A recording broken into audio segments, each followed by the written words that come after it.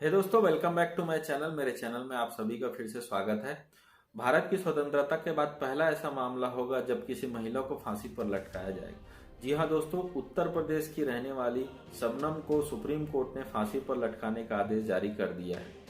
कौन है शबनम और किस जुर्म के लिए इसको फांसी की सजा दी गई, चलिए जानते हैं इस वीडियो में। दोस्तों, शबनम पिता का नाम शौकत अली, भारत के सबसे बड़े राज्य उत्तर प्रदेश में अमरोहा जिले में हसनपुर थाना अंतर्गत बावनखेड़ी नाम का एक गांव था, वहां रहती थी।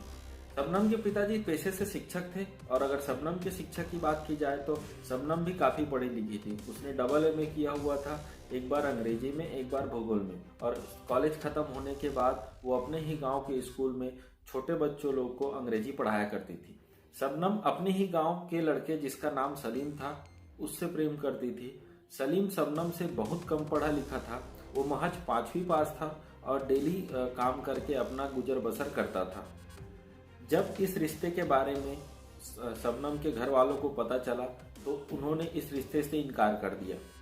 इसी बात से नाराज शबनम ने अपने प्रेमी के साथ मिलकर अपने घर वालों के हत्या करने का प्लान बना लिया।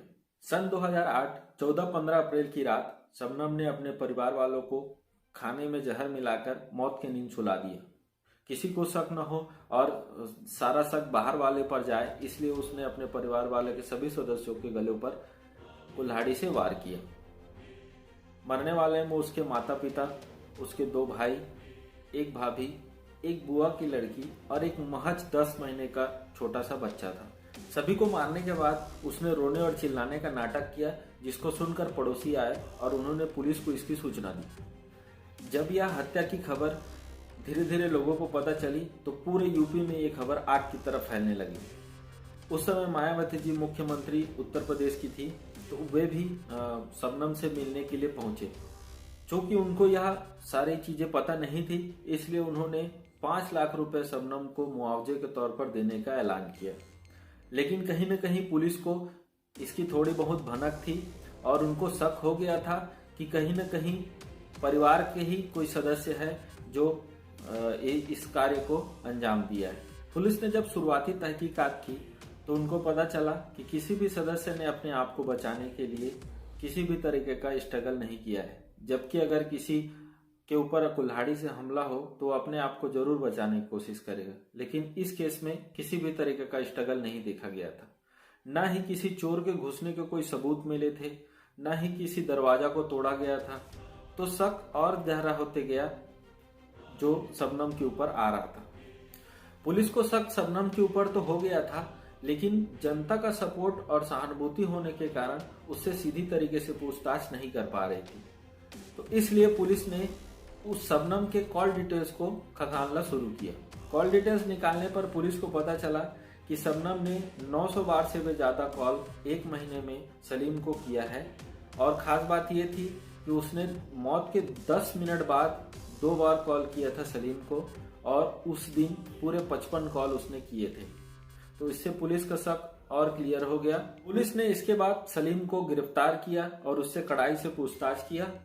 तो कड़ाई से पूछताछ करने पर सलीम ने सारा सच उगल दिया। बाद में जब शबनम का मेडिकल टेस्ट कराया गया तो इस बात का भी खुलासा हुआ कि शबनम के पेट में 7 हफ्ते का बच्चा है जो सलीम का है। सलीम और शबनम को डिस्ट्रिक्ट कोर्ट में पेश किया गया, जहां डिस्ट्रिक्ट कोर्ट ने उन्हें फांसी की सजा सुनाई। बाद में शबनम और सलीम ने हाई कोर्ट में अपील की और हाई कोर्ट ने भी इसी फैसले को बरकरार रखा। हाई कोर्ट से नाकामी मिलने पर शबनम और सलीम ने सुप्रीम कोर्ट में अर्जी दी। सुप्रीम कोर्ट ने भी उन्हें फांसी की सजा ही सुनाई। अंततः सभी जगह से नाकामी मिलने के बाद सन 2015 में शबनम ने राष्ट्रपति को पत्र लिखकर दया की मांग की और उसकी सजा को उम्र में बदलने का गुजारिश की। लेकिन राष्ट्रपति ने भी सुप्रीम कोर्ट के निर्णय को समर्थन देते हुए उसकी फांसी की सजा को बरकरार रखा। राष्ट्रपति से भी दया न मिलने पर शबनम ने फिर से सुप्रीम कोर्ट में पिटीशन दायर करते हुए सुप्रीम कोर्ट को अपने निर्णय पर पुनर्विचार करने के लिए कहा। उसने अपना पक्ष आधार यह बताया कि अगर वह मर जाएगी तो उसके बच्चे के सर से माता का साया उठ जाएगा। इतने दिनों के लंबे न्यायिक प्रक्रिया के बाद सुप्रीम कोर्ट ने अपना फैसला न बदलते हुए शबनम को फांसी की सजा सुनाई है। अब जिस दिन डेथ वारंट निकलेगा उस दिन शबनम का तय हो जाएगा कि किस दिन उसे फांसी लगने वाली है। अगर ऐसा होता है तो शबनम भारत की पहली महिला होगी जिसे फांसी दी जाएगी। भारत में मथुरा जेल ही एक ऐसा जेल है जहां महिलाओं को फांसी दिया जा सकता है, इसलिए मथुरा जेल प्रशासन अब तैयारी में जुट गई है। हाल ही में पवन नाम के जल्लाद को मथुरा जेल प्रशासन ने बुला लिया है। पवन वही जल्लाद है जिसने निर्भया के हत्यारों को फांसी पर चढ़ाया था। साथ ही बिहार के बक्सौर नामक जगह से 2 रस्सियों का ऑर्डर भी दे दिया गया है। जिस दिन डेथ वारंट इशू होगा और उसमें जो तारीख तय की गई होगी फांसी की, तो उस दिन शबनम को फांसी पर चढ़ा दिया जाएगा। दोस्तों आज के लिए बस इतना ही, मिलते हैं आपको नेक्स्ट वीडियो में, तब तक के लिए थैंक यू।